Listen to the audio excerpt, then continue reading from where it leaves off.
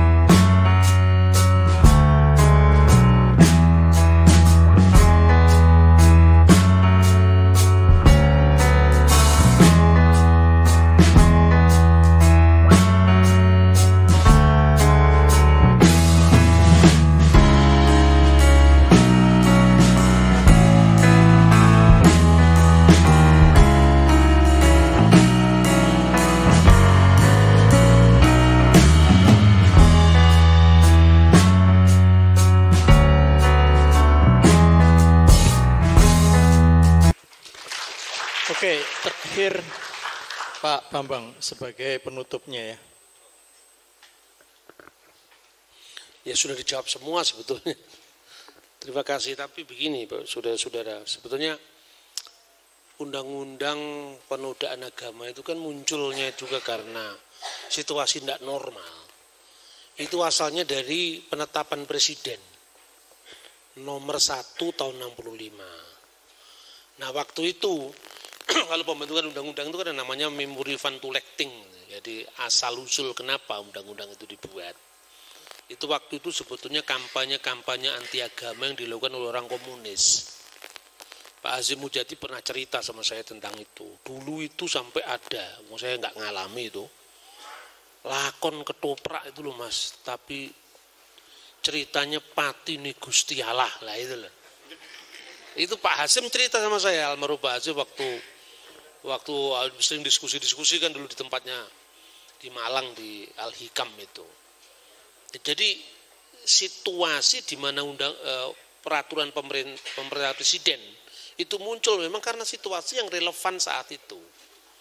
Nah kemudian karena itu juga kesusu-susu kan itu, bikinnya pun secara teknik pembuatan undang-undangnya tidak memenuhi syarat. Misalnya statusnya penjelasan kok bisa masuk di situ. Itu kan teknik perundang-undangan itu nggak memenuhi syarat. Nah, terus kemudian kenapa muncul kata membuat kegiatan keagamaan yang menyerupai agama yang dianut di Indonesia atau melakukan penafsiran. Itu kan muncul karena munculnya banyak aliran-aliran kebatinan waktu itu yang menggunakan simbol-simbol Islam. Misalnya sholat menghadapnya ke timur, yang di depannya ada gambarnya Kiai Semar. Nah ini kan memang kalau itu yang dilakukan ya memang itu kan meniru agama Islam. Karena kalau orang kebatinan kan itu tidak seperti sholat seperti Islam, tapi kebatinan kan semedi gitu kan. Nah makanya dalam penjelasan undang-undang itu karena semakin banyaknya aliran-aliran kepercayaan atau kebatinan atau kerohanian yang dirasakan semakin jauh dari asas-asas ketuhanan yang Maha Esa. Bung Karno menandatangani itu Bung Karno akhir Agustus tahun 65 sebelum meletusnya G30 PKI. Zaman Pak Harto dengan pendekatan security-nya bukan hanya undang-undang subversif yang digalakkan tapi juga undang-undang ini. Lalu ditingkatkan statusnya dari peraturan pemerintah menjadi undang-undang berdasarkan Undang-Undang nomor 5 tahun 69. Makanya penyebutannya Undang-Undang nomor 1 strip PNPS strip 1965. Nah tadi disampaikan Pak Hakim memang waktu itu saya diundang sebagai saksi ahli dari uji materi undang-undang itu. Saya bicara waktu tanggal 30 Maret tahun 2010. Itu pun sebetulnya karena saya yang nyuruh saya itu Gus Dur. Datang karena situasinya itu hiruk pikuk, gap luar biasa. Padahal sebetulnya itu gini lah. Ini kan produk hukum di Indonesia itu seringkali berakhir sebagai kompromi politik. Ini bukan salahnya Pak Hakim, bukan salahnya Pak Jaksa, itu hanya penegakan undang-undang, tapi yang salahnya yang bikin kan. Yaitu DPR sebetulnya tanggung jawabnya. Nah, terus di uji materi itu didudukkan. Saya cuma ditanya begini, apa kelemahan undang-undang ini? Saya bilang banyak, saya bilang. Lalu kriterianya menyerupai itu apa sebetulnya? Saya waktu itu, Anda bisa cari notulennya perdebatan saya dengan Pak Yusril sama Indra. Ketika saya katakan, gereja ortodok itu mirip dengan Islam. Dalam ritual tertentu, pemakaian kerudung, mengaji kitab suci itu mirip Islam, atau Islam mirip gereja ortodok, saling memiripi. Orang ortodok lebih dulu dari Islam kok. Kalau dikatakan ortodok lebih dulu daripada Islam, Yahudi juga lebih dulu dari ortodok. Maka ngajinya pun itu juga beda. Kalau di gereja timur yang berbahasa Arab misalnya, baik itu yang Kalsidon maupun non Kalsidon, membaca kitab Injil itu namanya bukan tilawat, tapi mulahan. Mulahanat al-anajil, jamak loh di situ Injil itu. Kalau di Islam kan Injil selalu tunggal bentuknya, karena ide pewahyuan beda dengan Islam. Anajilil arba'ah, Injil yang keempat, Injil yang empat. Kalau baca Mazmur baru namanya tilawat, tilawat masamir, tilawat masamir, tilawat Mazmur, mulahan Injil dan jatuh taranim ruhaniyah. Taranim rohani itu yang diteruskan gereja Protestan itu nyanyian rohani. Tetapi tilawatnya tidak ada lagi di Protestan. Mulahannya juga tidak ada di Protestan. Waktu saya sampaikan loh, kalau Anda nuduh ini sebagai ciplaan dari Islam, ya Anda cari YouTube aja lah, lihat, tulis saja reciting the gospel in Lebanon. Ini ketemu nanti. Langsung orang di sana ngaji. Ngajinya juga beda kok. Kalau Islam kan diawali dengan auzubillahi minasyaitonirrajim, bismillahirrahmanirrahim. Golek ono ning gereja tuh ora enek bismillahirrahmanirrahim. Yang ada bismil ab walibni warahil kudus al ilahu wa kitamin. Wis ece wong pakai tanda salib. Salibnya gede banget itu. Kemudian mana yang menyamarkan yang mana jelas pakai salib kok. Gitu loh. Dan itu cara melantunkannya juga beda. Di gereja ortodok itu tradisi tajwid itu enggak terlalu dipegang teguh. Jadi misalnya kalau min masamir barokatu alaina amin, ai-nya itu sudah harf jar itu harus i. Itu enggak terlalu ditekankan di gereja ortodok. Karena apa? Bahasa Arab itu terjemahan, bukan bahasa asli. Jadi di seluruh gereja ortodok bahasa Arab itu bahasa terjemahan. Statusnya sama dengan bahasa Jawa. Atau bahasa Minang atau bahasa apa. Cuman karena pusat pemerintahan gereja itu ada di Kairo, ada di Syria, ada di Lebanon, ada di Turki. Ya otomatis tuh ada bahasa Arab, bahasa Yunani. Tapi tidak hanya Arab. Misalnya lagu Paskah, Kristus Anesti, Alitos Anesti. Itu Yunani yang di negara Arab, ya itu meliuk-liuk sekali cara melakukan, dan itu enggak mirip sama sekali dengan Islam. Cuman karena kita di Indonesia itu yang ngaji hanya Islam, lah taunya mirip itu mirip. Misalnya al-masdu lillabi walibni wa ruhil kudus al-ana wa kulu awanin wa ila tahridahirin amin. Kan agak beda sama dudu sama. Kan itu kan? Samanya di situ, yang lain lafalnya tidak sama. Apalagi kalau baca Mazmur. Gereja Yunani, Trisagionnya, nanti dengan yang di Koptik, bisa dibedakan kok sekalipun sama-sama. Misalnya, Agios Theos, Agios Iskiros, Agios Satanatos, Eleisonimas,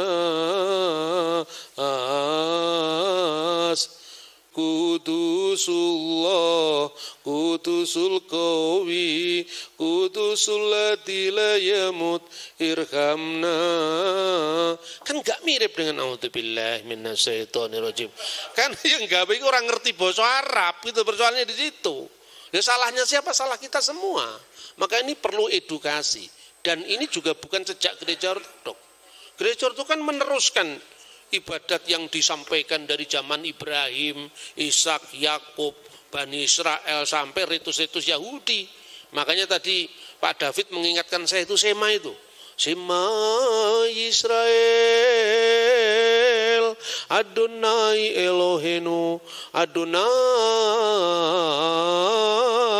Echad. Coba kan mirip. Hayyalas sholah. Kan mirip toh? Loh kalau mirip kenapa salahnya? Sama-sama Timur Tengahnya kok. Karena Kristen, Ortodok, Islam itu munculnya di Timur Tengah. Tentu kalau mirip satu sama lain ya karena memang saudara kok. Konghucu mirip dengan Tau. Karena sama-sama Tionghoanya. Lah di Indonesia coba. Mau Kristen, mau Islam, mau Kejawen coba. Kalau ceritanya Joko Tingkir. Sigro milir kan podo kabeh. Anggedek si nonggo bacul. Kristen Pak, ora ana hubungane karo Kristen iki megatro ini.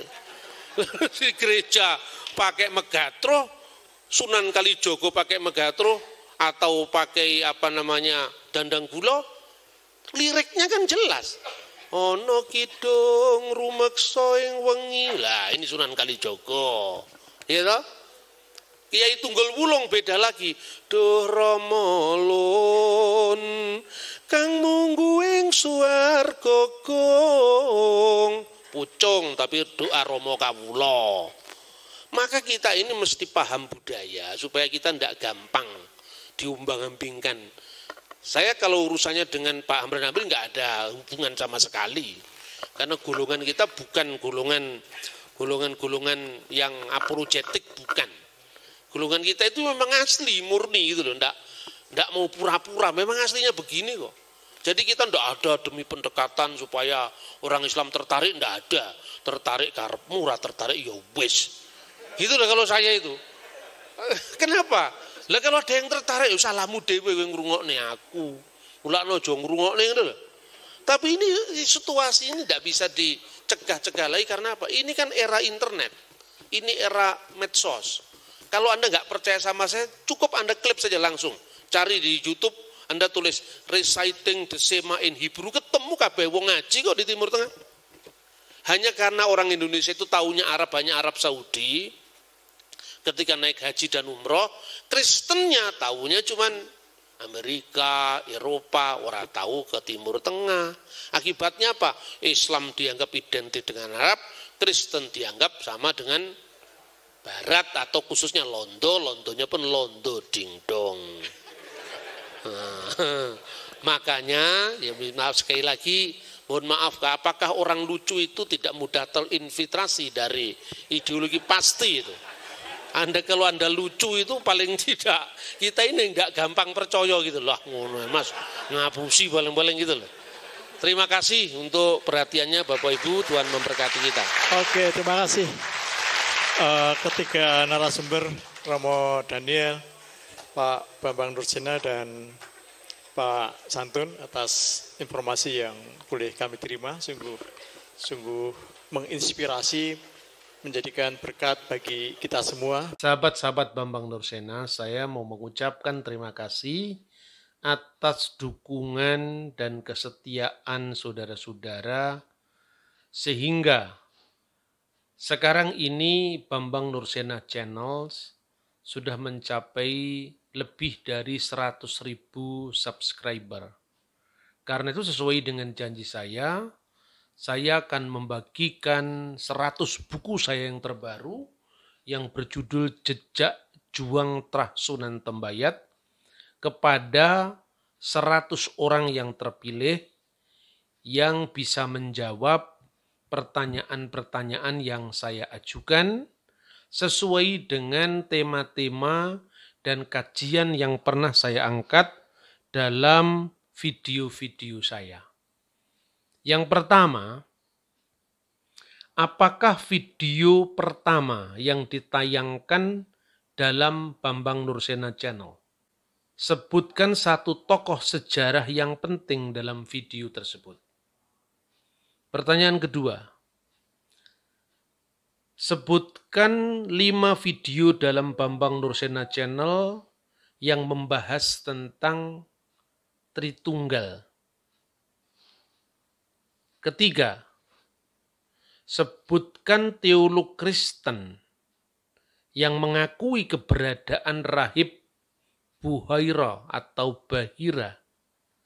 Namun, teolog Kristen ini tidak mempercayai kenabian Muhammad. Pertanyaan keempat, sebutkan alasan mengapa paham tauhid itu bisa kerasukan iblis. Dalam video yang berjudul apa saya membahas tema ini. Pertanyaan yang kelima, di institusi pendidikan Islam manakah saya pernah berbicara tentang Injil Barnabas? Dan siapakah penulis Injil Barnabas? Masing-masing dari 5 pertanyaan ini, saya akan membagikan 5 buku untuk jawaban yang benar. Untuk kali ini, kita akan membagikan dulu 25 buku. Nanti pada tayangan berikut akan membagikan 25 buku lagi. Sampai pada tayangan yang keempat. Nah, saudara-saudara, di tengah-tengah saya menyiapkan kuis ini, saya mendapatkan berita dari anak seorang sahabat saya, yaitu Bapak Sidor Tobing, yang sekarang ini sudah dipanggil Tuhan. Intikola ila amjadi samawat. Telah kembali kepada kemuliaan surgawi pada tanggal 6 Juni tahun ini. Pak Sidor Tobing itu adalah sahabat karib saya yang mendampingi pelayanan saya ketika saya masih mencari-cari bentuk pelayanan yang sesuai dengan masyarakat Majemuk Indonesia. Mulai dari masa hingar-bingar ketika saya dalam pencarian sekitar tahun 1994 sampai hari ini, tanggal 1 Juni kemarin, Pak Sidor Tobing masih mengikuti acara ngaji Alkitab bersama Bambang Nursena. Oleh karena itu, atas nama saya pribadi dan Institute for Syriac Culture Studies, saya mengucapkan selamat jalan sahabatku dan juga kepada keluarga yang ditinggalkan, kiranya mengikhlaskan karena semuanya itu sudah dalam rencana Bapa Surgawi dalam nama Yesus Kristus pengantara kita. Terima kasih, Shalom Alaikum, Beshem Hamashiach.